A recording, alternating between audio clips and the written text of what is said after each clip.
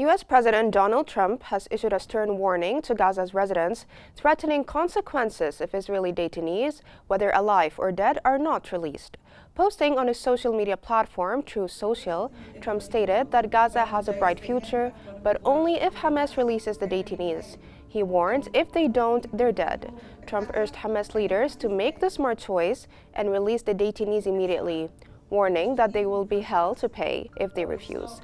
At the same time, he called on Hamas leaders to leave Gaza immediately, referring to them as sick and twisted. The president also reaffirmed full U.S. support for Israel, stating that Washington is providing everything needed to finish the task. Stay with us for more updates on this developing story.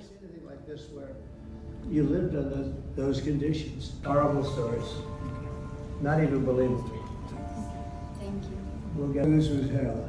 It was the worst thing that anybody can go through. One of the days they handcuffed one of the boys that was with us.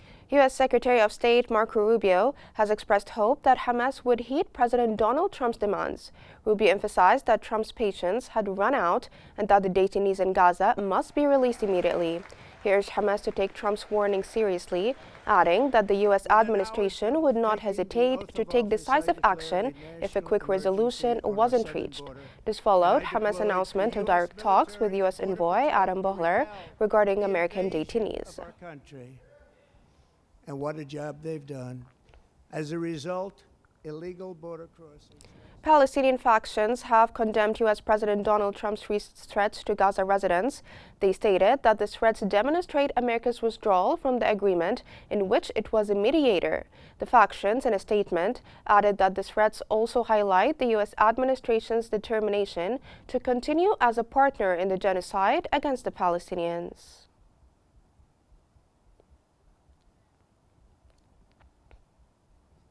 Israel has raised concerns over secret U.S. negotiations with Hamas officials in Qatar, questioning their effectiveness. Under President Donald Trump, the U.S. is engaging in talks aimed at securing the release of American detainees in Gaza, including both living and deceased hostages. Officials say progress depends on whether Hamas demonstrates good faith in the negotiations. Meanwhile, U.S. envoy Steve Witkoff is expected to return to the region to discuss the next phase of the Gaza ceasefire.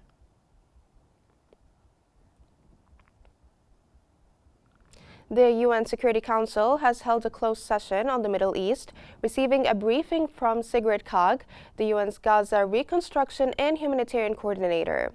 Kaag highlighted Israel's suspension of humanitarian aid, while Secretary General Antonio Guterres called for adherence to the ceasefire and urged member states to support it. The 5 European members reaffirmed Guterres' call to allow aid into Gaza and urged Israel to meet its international obligations under humanitarian law. First phase of the ceasefire, including the release of 34 hostages. And I echo the Secretary. The UN Office for the Coordination of Humanitarian Affairs has warned that funding for humanitarian efforts in the occupied Palestinian territories is severely lacking, with only 4% of the required amount secured. UN spokesperson Stefan Dujarric emphasized Gaza's dire needs, exacerbated by the closure of crossing points and the resulting threat to food security. Schools also face challenges reopening, with a lack of supplies and inadequate facilities affecting educational activities. OCHA tells us that food security in Gaza is at risk of worsening.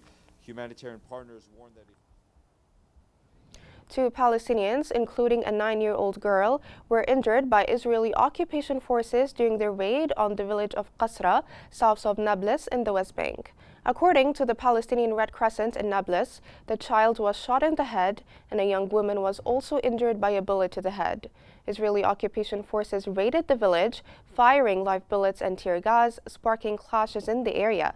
That comes as the Israeli forces continue their operations in West Bank cities and refugee camps, carrying out violations, forced displacement of Palestinians, and destruction of homes.